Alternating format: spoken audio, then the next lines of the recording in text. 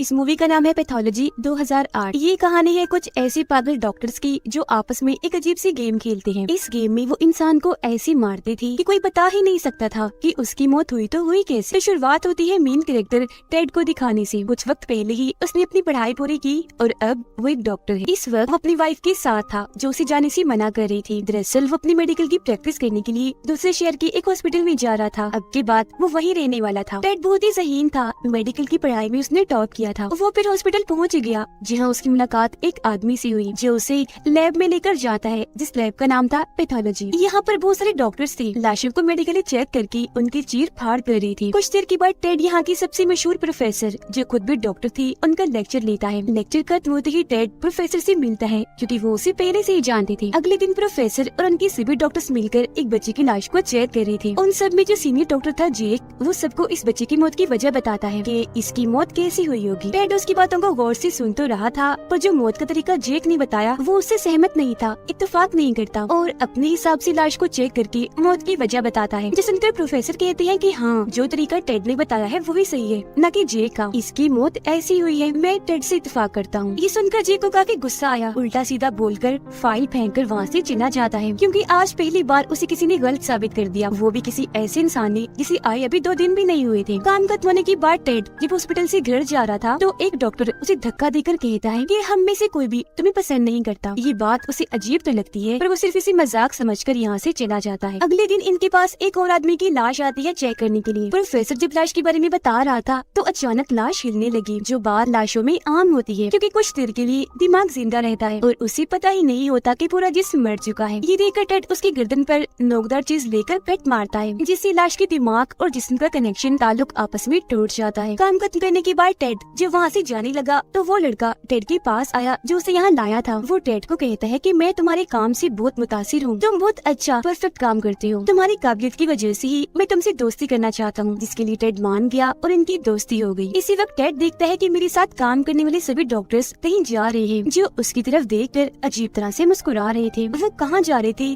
Ted को पता नहीं था, लेकिन थोड़ा बहुत उसे अजीब लगता है। पर उनको नजरअंदाज करके वो भी वहाँ से चला जाता है। अगले दिन सभी डॉक्टर्स रोज की तरह अपना काम कर रही थी, लाशों को मेडिकली चेक कर रही थी कि तभी टेड के पास जेक आकर कहता है कि चलो तुम भी, हम सब डॉक्टर्स एक क्लब में जा रहे हैं पार्टी करने। टेड का पहले ही दिल नहीं लग रहा था, अपनी वाइफ को वो याद कर रहा था, इसीलिए पार्टी में जाने के लिए मान जाता है। सभी डॉक्टर्स फिर पार्टी में आकर खूब एंजॉय करने लगते हैं, शराब पीते हैं। यहाँ टेड को पता चला कि जो फीमेल डॉक्टर है वो जेक की काफी अच्छी दोस्त है। यहाँ वो सब इस बारे में बात कर रही थी कि क्या ऐसा मुमकिन है हम किसी इंसान को इस तरह मारे कि उसकी रिपोर्ट में उसके मरने की असली वजह पता ही न चल पाए। वो फिर टेड से पूछते हैं कि अगर तुम्हें मौका मिले किसी को ऐसे मारने का तो क्या तुम उसे मार दोगे? जिस पर टेड जवाब देता है कि नहीं, मैं ऐसा नहीं कर सकता। कल जिस बच्चे की लाश को हमने चेक किया था ना, उस बच्चे को किसी ने सिर्फ उसके लैपटॉप की वजह से मारा था। जान लेना तो इंसानों की फितरत है, फिर चाहे उसके पीछे छोटी से छोटी वजह ही क्यों ना हो, और ऐसे जालिम इंसानों के लिए कानून बनाया गया है। यहाँ इस टॉपिक पर हम जितने भी बात करें फजूल है क्योंकि हम किसी को भी मार ही नहीं सकते, किसी में भी इतनी हिम्मत नहीं है। मगर उसे क्या पता था कि ये बात वो जिन लोगों के सामने बैठकर कह रहा है, लोगों को मारने का उनका तो रोज का काम है और उन्होंने ऐसे ऐसे काम किए हुए हैं जिनके बारे में टेड कभी सोच भी नहीं सकता। खैर ऐसे लोग बातें करते हैं और पार्टी एंजॉय भी। पूरी रात को मस्ती करने के बाद जब जाने लगी तो जेक टेड से कहता है कि मैं ऐसे ही तुमसे दोबारा मिलना चाहता हूँ, पर हाँ अगली बार हम दोनों अकेले हूँ, सिर्फ तुम और मैं। अगले दिन जब ये दोनों मिले तो खूब शराब पीते हैं, नशा करके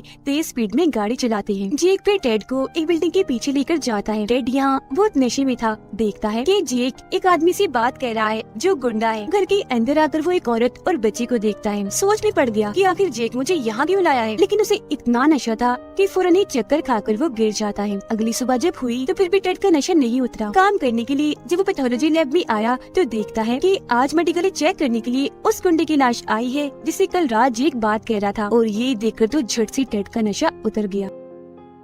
फिर सारे डॉक्टर्स मिलकर उस गुंडे की मौत की वजह प्रोफेसर को बताने लगते हैं। जेक चुपचाप उन सब की बातें सुन रहा था क्योंकि इस गुंडे का खून उसने ही किया था और वो ये बात जानता था कि यहाँ कोई भी डॉक्टर उसकी मौत की असल वजह नहीं बता पाएगा। पर तभी आगे टेड आया और बताता है कि इस आदमी के सर पर वार किया गया है, पर हमला करने से पहले इसे जहर दिया गया। यहाँ वो जहर का नाम भी बताता है, ये कहते हुए कि मारने वाले ने ये जहर इसलिए दिया क्योंकि वो जानता था कि किसी भी लैब में इस जहर के बारे में पता नहीं लगवाया जा सकता, किसी भी रिपोर्ट में इस जहर की जाँच नहीं नहीं होगी। सबसे पहले इसे जहर दिया गया, फिर मारने वाले ने 7 घंटे तक इंतजार किया, जिसके बाद उसने 18 बार इसके सर पर वार किया और फिर जाकर इसे गोली मारी। ये सब सुनकर जेक टेड से मुतासिर तो हुआ, पर उसे काफी गुस्सा भी था कि ये इतना ज़हीन क्यों है, कैसे सब पता लगवा लिया। इसीलिए वो गुंडे का दिल उठाकर टेड के ऊपर फेंक कर मारता है। फिर जेक टेड को काम खत्म करने के बाद मिलने के लिए बुलाता है। टेड जब गया तो जेक उसे हॉस्पिटल की बेसमेंट में लेकर जाता है, जो 100 साल पुरानी थी। वहाँ उसी गुंडे की लाश पड़ी हुई थी। टेड उसे कहते हैं, क्या दिखाने लाई हो इधर? मैं जानता हूँ तुमने इसे मारा है। जेक बोला कि क्या फर्क पड़ता है, इस शहर में तकरीबन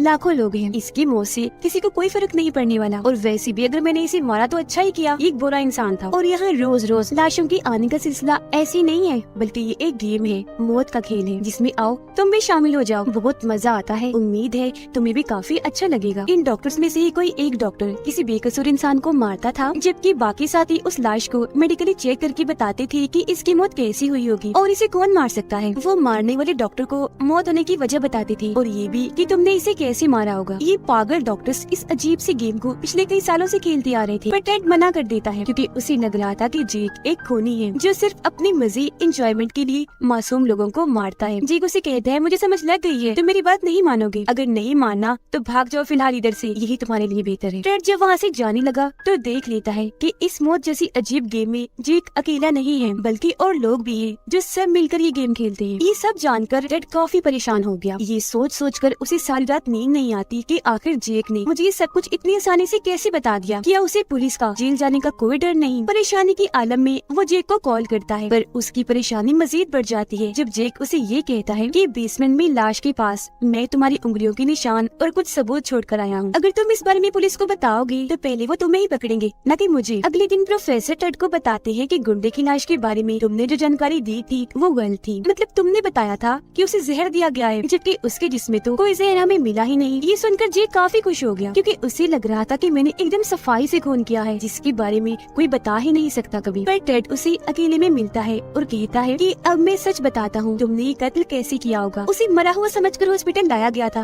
हालांकि वो जिंदा था। फिर तुमने जिंदा ही उसकी चीर फाड़ कर दी, फिर बेसमेंट में ले जाकर 18 बार उसके सर पर वार किया, जिससे उसकी मौत हो गई। ये सुनकर तो जेक की होश उड़ गई क्योंकि टेड सही था और उसने जेक को पकड़ लिया। इसके बाद हम देखते हैं कि टेड परेशान रहने लग गया था क्योंकि वो जान गया था कि मैं पागलों के बीच में रहकर काम कर रहा हूँ। एक दिन जब वो अकेला बैठा था तो जेक की दो सीनी फीमेल डॉक्टर उसके पास आकर पूछती है, क्या तुम इस गेम में हमारे साथ खेलोगे? पर जब टेड कुछ नहीं बोलता तो वो उसे एक पर्ची देते हुए कहती है कि ये हमारे हॉस्पिटल में आया नया केस है, अब इसे तुम देखोगे। फिर जब टेड लैब जाता है तो वहाँ एक जख्मी आदमी को लाया गया था जिसने पहले अपनी वाइफ और 2 बच्चों को गोली से मार दिया और बाद में अपनी जान लेने की भी कोशिश की, पर किसी तरह वो बच गया, जिसकी हालत काफी खराब थी। यहाँ टेड को जेक की कही एक बात याद आती है कि कुछ लोगों को जीने का कोई हक नहीं है और वो लोग हैं बुरे लोग जो गलत काम करते हैं। इसीलिए उस आदमी के मुंह में अपना वॉलेट घुसा कर उसका मुंह बंद कर देता है ताकि वो चिल्ला न सके। फिर जहर वाला इंजेक्शन कान में लगाकर उसकी जान ले लेता है। उसे ऐसे करते हुए जेक ने देख लिया था, इसीलिए वो टेड को कहता है कि हो सकता है आज रात तुम्हें नींद न आए, तुम बार बार टीवी पर खबरें देखोगे कि कहीं मेरे बारे में कोई खबर तो नहीं। ये तो नहीं बताया जा रहा कि टेड ने ये खून किया है, लेकिन धीरे धीरे तुम्हें इस बात का एहसास होगा कि इसकी मौत से किसी को कोई फर्क ही नहीं पड़ा और बस उस दिन के बाद तुम सबसे अलग इंसान बन जाओगे, बिल्कुल हमारे जैसे किसी से ना डरने वाले, बेखौफी लोगों को मारने वाले, फिर चाहे वो अच्छे लोग हों या मासूम लोग। जिसके बाद टेड भी उनकी गेम का हिस्सा बन जाता है। एक रात वो लोग नशा करके इस गेम को खेल रहे थे और आपस में अजीब तरह की हरकतें कर रहे थे। टेड अपनी आंखों से ये सब देख रहा था। बेशक ये चीज अजीब थी, मगर अब उसे भी इस गेम में मजा आने लगा था। अगले दिन जब उसकी आंख खुली तो वो देखता है कि सारे लोग मुझे बेसमेंट में ही छोड़कर चले गए हैं। वो भागकर फौरन ऊपर आया, देखता है कि सब लोग अपना काम ऐसे कर रहे हैं, इतने नॉर्मल है जैसे कल रात कुछ हुआ ही ना हो। अब जो जेक की दोस्त थी फीमेल डॉक्टर, वो टेड के काफी करीब होती जा रही थी। अपने साथ वो टेड को एक आदमी के घर लेकर जाती है और बताती है कि ये आदमी मेरा बाप है, जिसने बचपन में मेरे और मेरी मॉम के साथ बहुत गलत किया और अब इस गेम में मरने की अगली बारी इसकी है। मैं चाहती हूँ इसमें तुम मेरी मदद करो। ये कहते हुए वो रोने का नाटक करती है। टेड को भी लगने लगा कि इसके साथ जरूर बहुत गलत हुआ है, तो साथ देने के लिए वो मान गया। वो उस आदमी के मुंह में एक केमिकल डाल देता है जो इतना ठंडा था कि उसके फेफड़े जमकर पत्थर बन जाते हैं। फीमेल डॉक्टर ये देखकर जोर जोर से उसे मुक्के मारकर सारी हड्डियां पसलियां तोड़ देती है, जिससे वो इतना तड़पा कि मौके पर ही उसकी मौत हो जाती है। फिर उसकी लाश को चेक चेक करने के लिए लैब में लाया गया ताकि पता कर सके कि इसकी मौत कैसे हुई और इसे मार कौन सकता है। इस केस में खूनी को पकड़ना और मौत की वजह ढूंढना जे के लिए कोई बड़ी बात नहीं थी। वो ये तो जानता था कि इसे मेरे दोस्त फीमेल डॉक्टर ने ही मारा है, पर हैरान भी था कितने लंबे चौड़े ताकतवर आदमी को एक लड़की अकेली भला कैसे मार सकती है। उसे शक हो रहा था, इसीलिए वो टेड के पास आकर पूछता है, कहीं इस वाले गेम में तुम चीटिंग तो नहीं कर रही?